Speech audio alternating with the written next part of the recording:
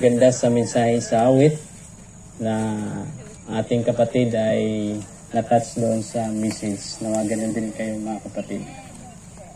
Ang tema natin sa ating retreat and revival sa ating church sa Santa Ines campsite ay A Date with God.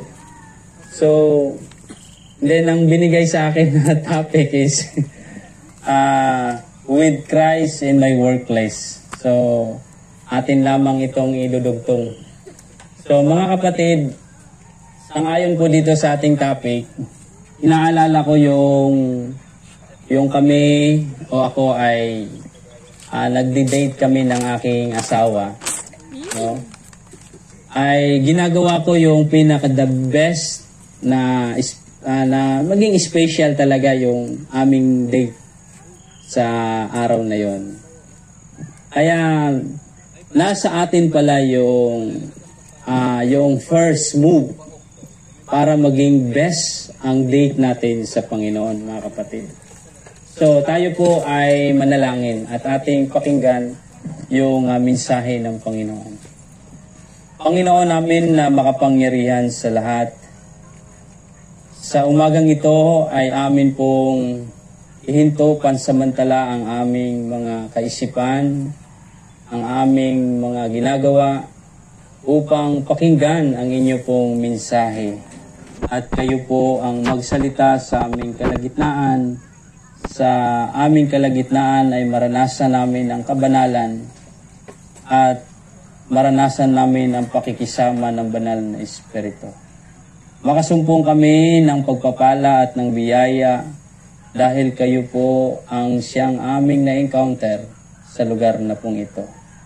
Ito po ay aming hiling kasama ang aming kapatawaran ng aming mga kasalanan sa pangalan ng Tagapagligtas ng Kristo. Amen. I remember the days of a long ago.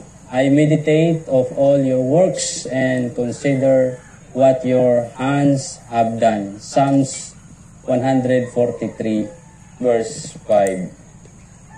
So yan po yung ating talata, mga kapatid.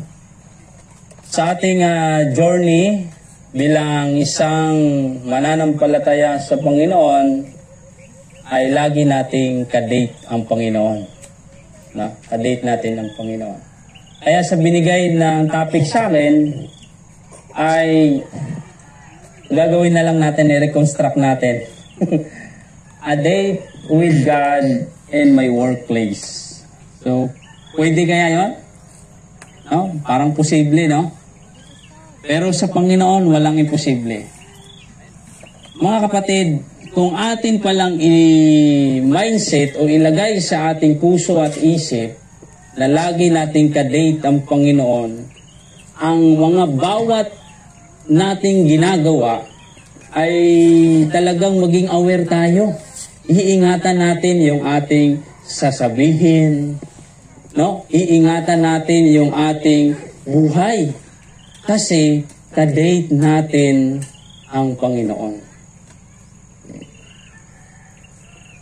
Mayroong isang story, mga kapatid, sa aking pinagtatrabahoan ay ako po ay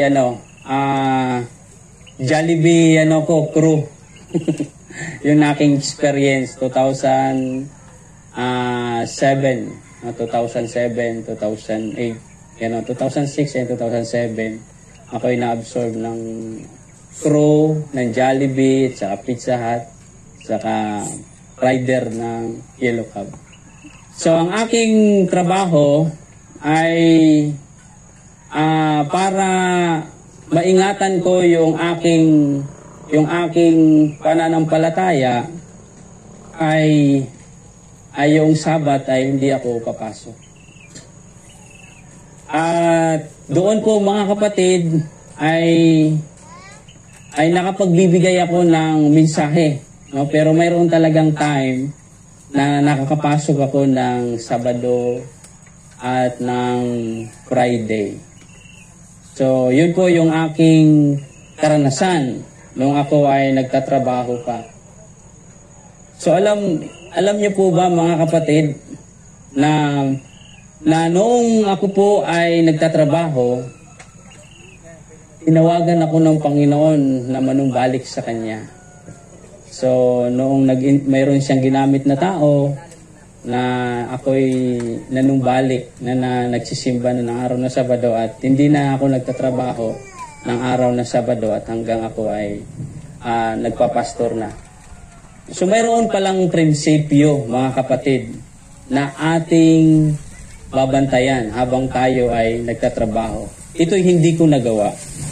So sana ay magawa natin, no?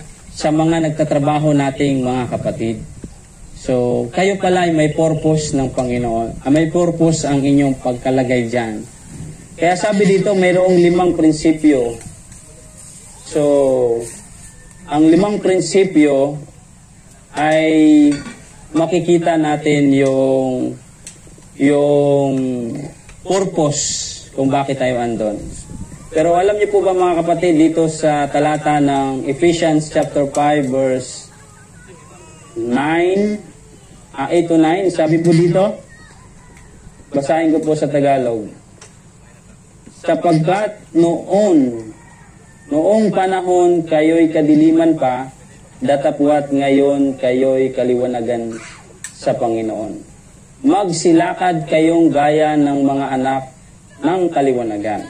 Verse 9, sapagkat ang bunga ng kaliwanagan ay nabubuo sa kabutihan at katwiran at katotohanan. So yung paglakad pala natin ay mayroon pala yung bunga, no? Bunga mga kapatid. Kaya yun ang ating ingatan. So number one principle,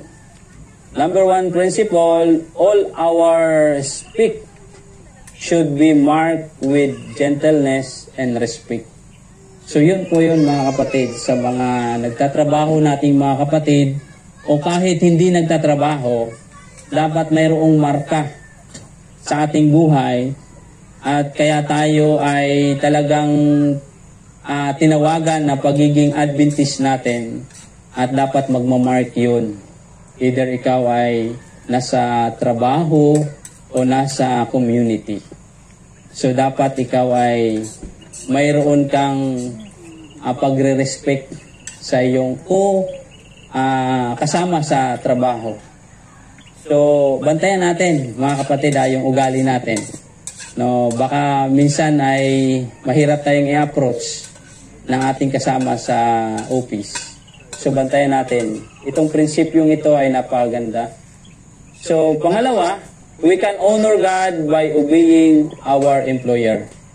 So, ino-honor daw natin yung ating employer, no, sa pamamagitan ng pagsunod. At ilagay din natin sa ating isipan, tayo'y nagtatrabaho hindi sa Kanya kundi sa Panginoon. So, nung ako ay nagtatrabaho pa, mga kapatid, hindi kaagad ako nagre-request ng Sabbath off kung wala akong ipapakita ba sa aking boss ba na ito dapat itong pagbibigyan kasi masipag. So kung ikaw magre-request ka, ay wala ka namang ibang ginagawa sa trabaho mo, parang mahirap kang pahintulutan ng iyong amo. So anong mensahe doon? So, tamad-tamad mo itong empleyadong ito. O, paano ka i-grant yung request mo? Kaya pala, mga kapatid, sa ating ginagawang trabaho, kung nasa office man o kung saan man tayo, gawin natin ng pinaka-the best natin na tayo'y naglilingkod sa Diyos, hindi sa Kanya. So, kasi daw yan kasama sa prinsipyo yan. Kapag ating ginawa yan, naging yung mensahe tayo. So, ngayon, pangatlo, seek opportunities to be kind to all colleagues. So, yung mga kasama mo, no? Minsan, mayroon talaga yung mga kasama natin na hinihiraman tayo ng pera kasi nagipit din sila. So, be kind daw. Kung mayroon ka, so, bigyan mo. Kung maganda yung iyong, basta the principles is be kind, no? Gawin mo yung karakter ng Panginoon. Kasi remember the theme, no? A date with God. So, nandun tayo sa, kung everyday nating buhay ay nasa date ng Panginoon, kung nagtatrabaho ka man, may ingatan mo, kapatid, ang iyong ugali, ang iyong pagiging Adventist. So, pang-apat, remember to work for the Lord. So, yan. Alalahanin natin na kaya kaan dyan dahil may purpose ang Panginoon. Pang-lima, you change you want to see. So, nakita mo sa iyong sarili, hindi ka kindness, baguhin mo. No? Ilagay mo doon sa karakter ng Panginoon. Kasi yan ang prinsipyo na yan, magdadala sa iyo sa liwanag na mayroon ka. So, mayroong point sa talata, mga kapatid. Unang point mga kapatid, is, does God say about the workplace? So, ano kaya ang sinasabi ng Diyos sa ating mga trabaho, sa workplace natin?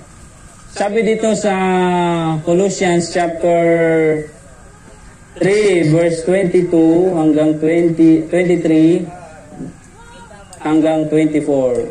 So kung kayo may Biblia ay pwede niyong tingnan, no? So Colossians, maganda magsalita dito kahit late, walang problema. Kasi yung pagkain ready na agad. At tamang-tama, matutunawan, may madadagdag na bagong pagkain ulit. So, Colossians chapter 3, verses 24 hanggang 23 hanggang 24, mga kapatid. So, basa. Sa wikang Tagalog, sabi dito, anumang inyong ginagawa, yan mga kapatid, reminder, anuman natin ginagawa, ay inyong gagawin ng buong puso na gaya ng sa Panginoon at hindi sa mga tao. So yan po mga kapatid, no?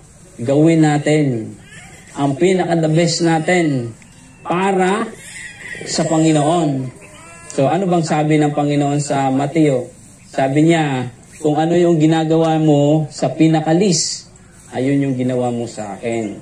So lalo na doon sa opisina, mayroon kang mga kasalimuot dyan, ng mga non-Adventist, mga profesional, talagang nilagay ka talaga ng Panginoon. Mayroong purpose ang Panginoon kung bakit ka natanggap. Minsan nananalangin tayo na matanggap tayo. Tapos pag nananalangin na tayo, natanggap na tayo, nakalimutan na natin yung purpose natin. Na pagiging tayo ay nilagay pala ng Diyos. Kasi ni-request mo na ilagay ka dyan ng Panginoon. Ngayon, nilagay ka na ng Panginoon, hindi mo ginampanan, nakalimutan mo. Kaya tama yung sinabi ni Sister Cyril sa atin, manumbalik tayo, lumakad tayo sa liwanag, at linggin natin yung boses ng Panginoon. So, number 4, verse 24, yamang inyong nalalaman na sa Panginoon ay tatanggapin ninyo ang gantimana sapagkat naglilingkod kayo sa Panginoong Jesucristo. So mga kapatid, tayo po ay misyonaryo diyan sa ating pagiging trabahante diyan sa ano man tayo ngayon. Sa mga hindi naman nagtatrabaho, kayo din ay inilagay ng Panginoon para kayo maging liwanag, makita ang karakter ng Diyos sa inyong buhay. Yung katuwiran ng Diyos, yung katotohanan ng Panginoon na na-reveal sa inyong buhay. Yan po ang purpose natin, mga kapatid. So the Lord as a reward, it is the Lord Christ you are serving. So mga kapatid, wala tayong ibang pinaglilingkuran, ay ang Diyos, hindi yung tao. So Proverbs, ano ba sinabi ng Proverbs? Basahin natin yung Proverbs 16. So Proverbs 16 verse 3. So yan po mga kapatid. Ito napakaganda kung mayroon kayong Biblia. So yan. So ayos dito no mga kapatid no. Nagluluto pa tayo, ano pa, doble ba yung sagap natin? Talagang precious ang oras dito. Binabayaran tayo dito eh. Time is gold talaga dito. Kaya hindi mo na pwede huminto kasi so, tuloy-tuloy kasi sayang yung oras. So, yan po, matindi tayo dito. So, yan po mga kapatid. Sabi dito ng Proverbs 16 verse 3, commit your works to the Lord and your thoughts will be established. So kung i-commit natin ang ating mga ginagawa sa Panginoon, makikita natin yung bunga, mga kapatid. Makikita natin ang bunga. So, mapufulfill natin yung mission ng Panginoon sa ating buhay kung bakit tayo nilagay dyan. Kung bakit tayo andyan, mga kapatid. So at least ngayon, ma-remind tayo mga kapatid na talagang mayroon palang plano ang Diyos sa akin. Kaya yung mga pieces natin dito, napakaganda, ginawa natin pinaka-the best. Bakit kulang pa rin sa tingin ng Panginoon? No? Kasi inubra natin sang-ayon sa ating sarili, hindi sang-ayon doon sa Panginoon na gusto niya na ikaw din ay mabago. So wala doon sa pieces ang problema, nasa tao, mga kapatid. So, ano po mga kapatid? Point number 2. Work so important to God. So, alam niyo po mga kapatid, yung work pala ay napakahalaga. Buti na lang itong talatang ito nagre-remind sa atin. Sa Proverbs 10, tingnan niyo po mga kapatid sa verse Proverbs 10 mga kapatid. So, kung nasa master guide tayo, ang inyong Bible, kailangan makita ng master guide. Pag wala kayong Bible, demerit kayo.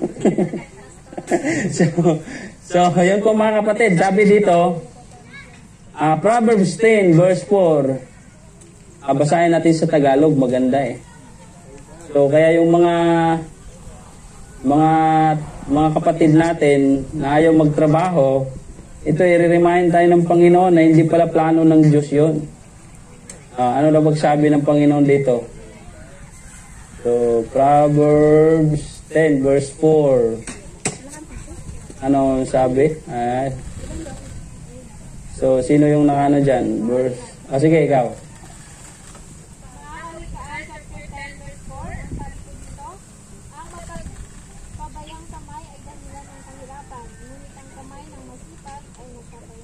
Okay, tama mga kapatid. Kaya walang tamad sa anak ng Diyos. Walang tamad. Pinapayaman ka ng Panginoon. No?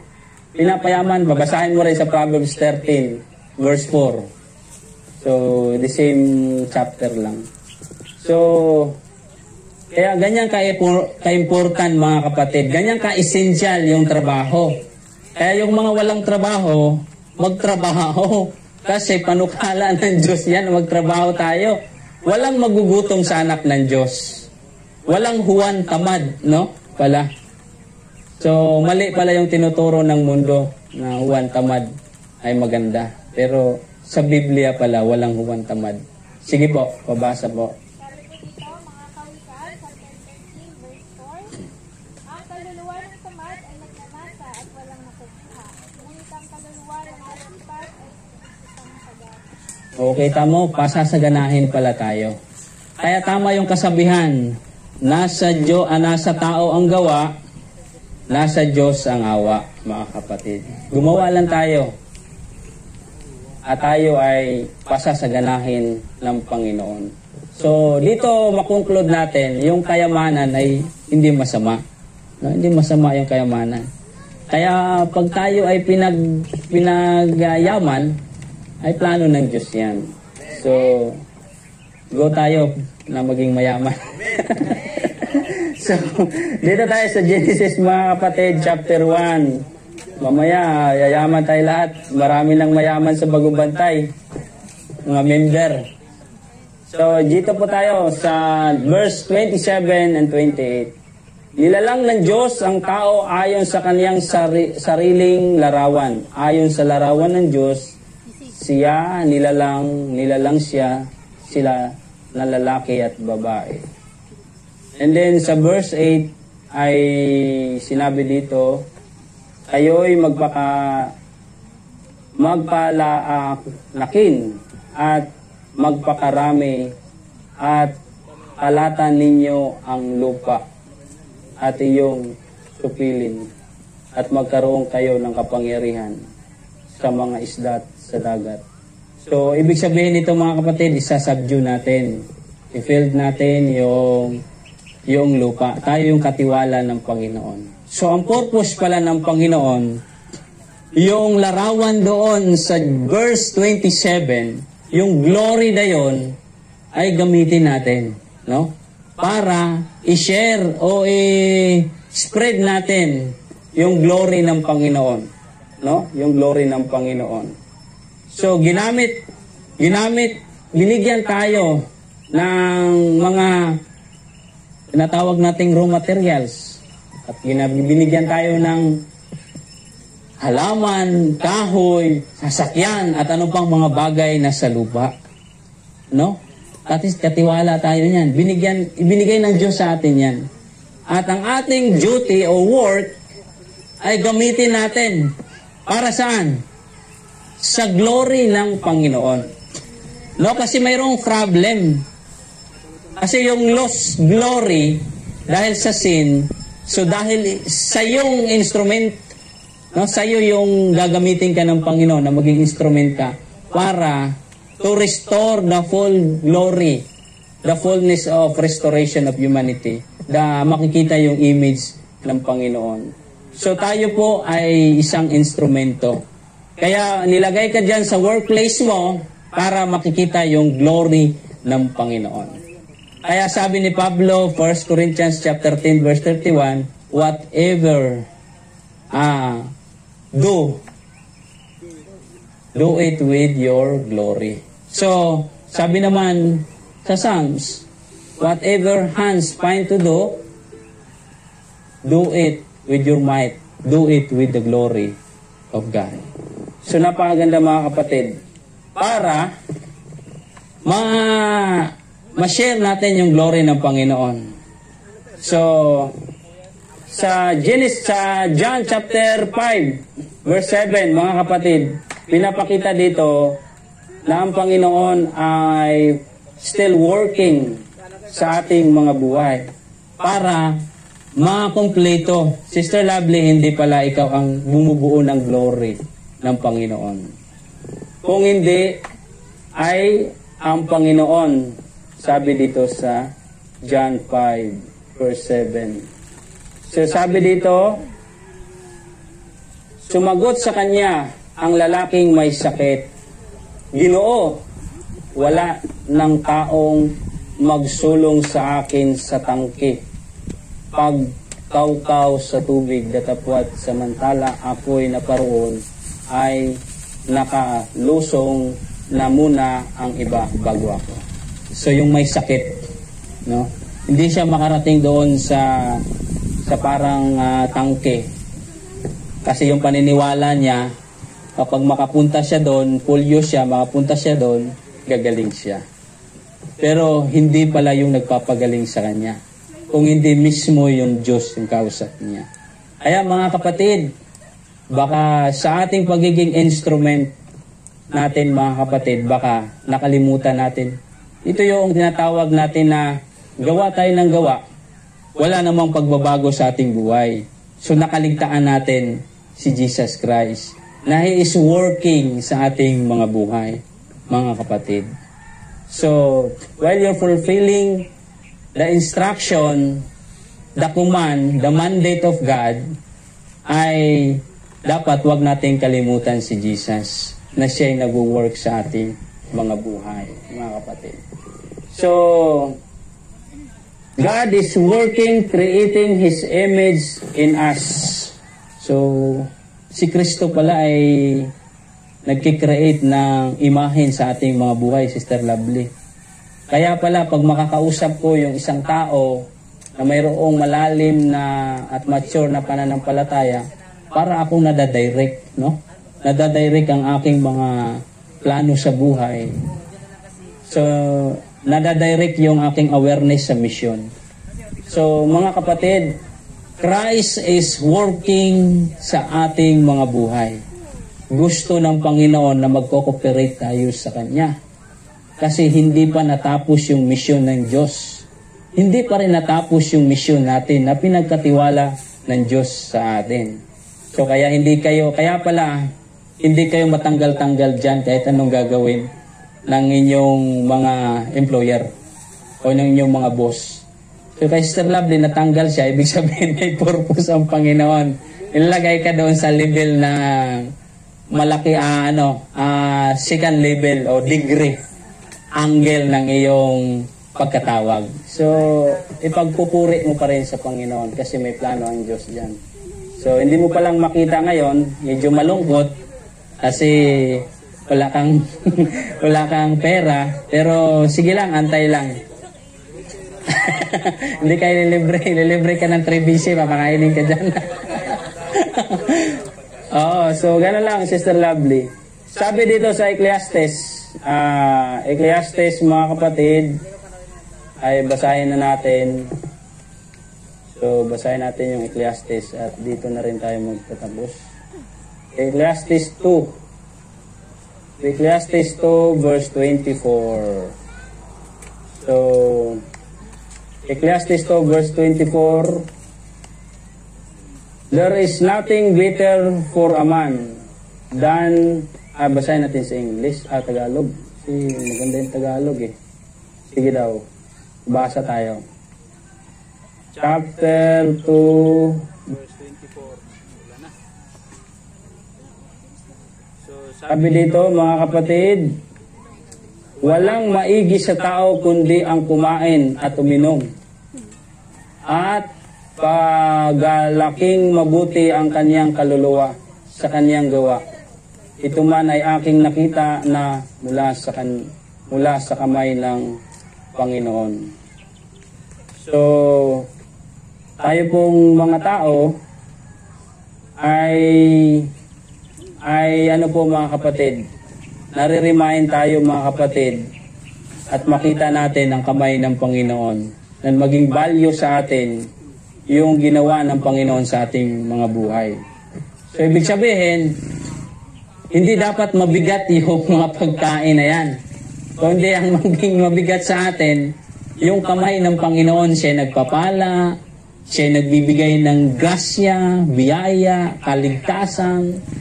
So, kaya karapat-dapat siya nating sundan at i-cooperate ng ating mga buhay, mga kapatid.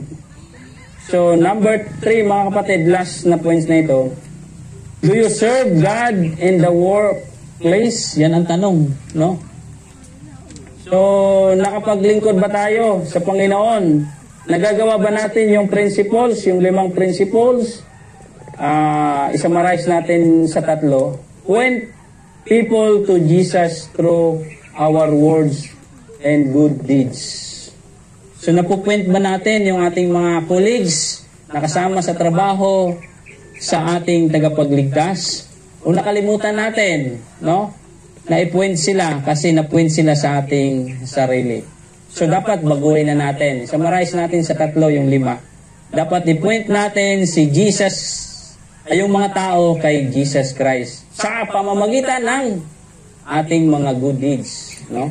Ang good deeds, sangayon doon sa ating mensahe, Christ is working in us. And the result is yung kabutihan ng Panginoon, yung fruit of the Holy Spirit. So number 2, participate with God as His co-workers to meet people's need. Yun mga kapatid, dati hindi ka mahirap kang magpapautang. Pero mga kapatid, iniisip mo mga kapatid, iniisip mo na ikaw ay instrumento ng Panginoon. Kung ano yung kakayahan mo, ay kung kaya, bigyan mo. Kung hindi, turuan mo siya kung paano masolusyonan yung kanyang problema. So, ano po mga kapatid, magpa-participate tayo, no? Apply natin yung method ng Panginoon. Mingle with men. So, introduce natin si Jesus. Pangatlo, bring God presence into every sphere of life. So, lahat ng ating buhay mga kapatid ay atin pong ipapakita si Jesus Christ mga kapatid. Yung glory ng Panginoon, yung presensya ng Panginoon. So, ito po yung atin pong conclusion mga kapatid sa ating mensahe mga kapatid ay as a part of the plan of God, our work is a ministry. So, ministry pala yun, mga kapatid. Kaya sa aking karanasan sa pagtatrabaho, mga kapatid, ay, pinandidigan ko yung araw na Sabat. No? At sa ating pong mga karanasan, mga kapatid, na aking karanasan is yung aking mga kabarkada, yung kasama ko sa trabaho, pag sarado at sahura na, ay pumupunta sila doon sa party. So ako po ay hindi sumasama. Kung ano yung ginagawa nila, umiinom sila. So hindi ako sumasama. Dapat tayo pala tumayo kasi ministry natin kung bakit tayo andyan. Yun po mga kapatid. So a mission and sacred endeavor. We are partners with our Creator in the stewardship of Earth's resources and in supplying the needs of His children. So, point of view mga kapatid, from the perspective, work is not a curse, but a blessing. So mga kapatid, ang work daw po natin ay hindi siya curse mula sa Panginoon, kung hindi ito ay pagpapala. Kaya napakaganda na sa ating mga workplace ay a date with God, no? I-mindset natin, nandito ako kasi date namin ng Panginoon. Sa bawat trabaho natin, sa bawat ginagawa natin, date natin ang Panginoon.